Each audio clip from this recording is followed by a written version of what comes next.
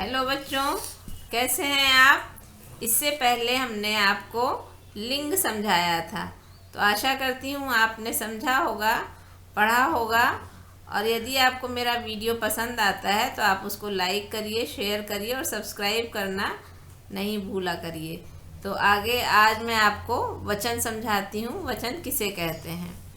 वचन किसे कहते हैं? जो शब्द व्यक्ति या वस्तु की संख्या का बोध कराते हैं उन्हें हम वचन कहते हैं। जो शब्द व्यक्ति या वस्तु की संख्या का बोध कराते हैं उन्हें हम वचन कहते हैं। वचन संस्कृत में 3 प्रकार के होते हैं: एक वचन, द्विवचन और बहुवचन। एक वचन, द्विवचन और बहुवचन। तो एक वचन किसे कहते हैं? जो शब्द किसी व्यक्ति या वस्तु के एक होने का बोध कराते हैं उन्हें हम एक वचन कहते हैं। जैसे एक बालक के लिए बालकः, एक छात्र होगा तो छात्रः, एक बंदर है तो वानरः। इसी तरह से जो लड़कियों के लिए बोला जाता है तो वहाँ पर हमें जैसे कन्या है तो कन्या, बालिका, छात्रा। एक फल के लिए फलम, फले, फलानी, इस तरह से रूप चलता है तो फलम एक वचन में फलम आता है। यहाँ आपको पिक्चर भी दिखा दिया गया है। आपके चहेते कार्टून इसमें दिखाए जा रहे हैं, एक ही कार्टून है तो आप इसको देखकर भी अच्छे से समझ सकते हैं। आगे चलते हैं हम द्विवचन पर। जिन शब्दों के द्वारा हमें 2 व्यक्ति या वस्तु का होने का पता चलता है उन्हें हम क्या कहते हैं? द्विवचन कहते हैं। जिन शब्दों के द्वारा हमें 2 व्यक्ति या वस्तु के होने का पता चले वहाँ हमें द्विवचन का दिए। जैसे 2 बालक हैं तो 2 छात्र होंगे तो छात्रों, 2 बंदर होंगे तो वानरों, है ना। और जब 2 लड़कियां होंगी तो उनका होगा बालिके, या छात्र हैं तो छात्रे, और फल हैं 2 तो फले, या पत्र हैं तो पत्रे। इस तरह से नपुंसकलिंग का जो रूप चलता है वो फले द्विवचन में आएगा, और जो लड़कियों के लिए होगा उसमें द्विवचन में बालिके, छात्रे। इस तरह से रूप चलते हैं। रूप जब आपको दिया जाएगा तो आप उसमें अच्छे से समझ सकेंगे। यहाँ भी आप अपने कार्टून के द्वारा समझ सकते हैं। इसमें कार्टून में एक चूहा, एक बिल्ली साथ साथ है तो 2 लोग हो गए। तो इस तरह से 2 बंदर भी आपको दिखाए जा रहे हैं।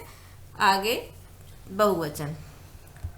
जिन शब्दों के द्वारा हमें 2 से अधिक व्यक्तियों या वस्तुओं का बोध होता है उन्हें हम बहुवचन कहते हैं। जैसे बालकाः, छात्राः, वानराः, बालिकाः, छात्राः। और नपुंसकलिंग में फलानी या पत्राणी, इस तरह से रूप चलाए जाते हैं। तो आप कहेंगे कि बालकाः और बालिकाः एक ही जैसा रूप है। हाँ, बहुवचन में बालकः, बालको, बालकाः। बहुवचन में बालक का भी रूप बालकाः होगा और बालिका का रूप बहुवचन में बालिकाः होगा, या छात्राः होगा। छात्राः, आपको छात्रा के भी बहुवचन में छात्राः होगा और छात्र के रूप में भी बहुवचन में छात्राः ही आएगा। तो छात्रः, छात्रों, छात्राः, ये इसका रूप चलेगा। और छात्रा का रूप छात्रा, छात्रे, छात्रा। इस तरह से इसका रूप चलेगा। तो जब रूप आपको हम दिखाएंगे तो आप उसमें याद करके समझ सकेंगे।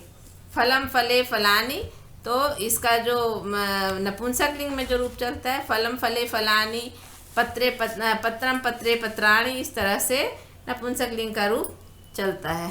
तो आज ये वचन आपका यहीं पे समाप्त हो। तो ये हो गया बहुवचन। आगे आपको हम और भी बहुत सारे चित्र के माध्यम से समझाना चाहते हैं। एक वचन में आप देखिए, जैसे अभी हमने बताया था बालकः, एक वचन में बालकः, द्विवचन में बालकौ और बहुवचन में बालकाः। ये आपका इस तरह से रूप ज़्यादा समझ में आएगा। आगे है कन्या, एक कन्या है, फिर 2 कन्या है, 2 कन्ये और फिर कन्या, है ना। तो इस तरह से ये बहुवचन हो गए। और इसी तरह से आपका ये नपुंसकलिंग में जब ये रूप चलते हैं पुस्तकम, पुस्तके, पुस्तकानी, ये बहुत सारी हैं पुस्तकें। यहाँ भी पुस्तकानी, या 3 हो या 4 हो या उससे भी बहुत सारे हों। इसी तरह से गजाः, ये बहुत सारी हाथियाँ आपको दिखाई दे रही, हाथी को गज कहते हैं, तो यहाँ पे गजाह हो गया है क्योंकि बहुत सारी हाथियाँ हैं। सिंह बहुत सारे हैं तो सिंघाह हो गया है। तो ये हो गया आपको, ये आपको अच्छे से समझ में आएगा, चित्र के द्वारा आप अच्छे से समझ लीजिए। और अब वचन यहीं पे समाप्त होता है। आगे मैं आपको उसकी CBSE की किताब से पढ़ाऊँगी। तो आगे की वीडियो में आपको CBSE की ही किताब से पढ़ाऊँगी, आप उसको ज़रूर देखिएगा। और यदि आपको मेरा वीडियो पसंद आया हो तो सब्सक्राइब करिए, लाइक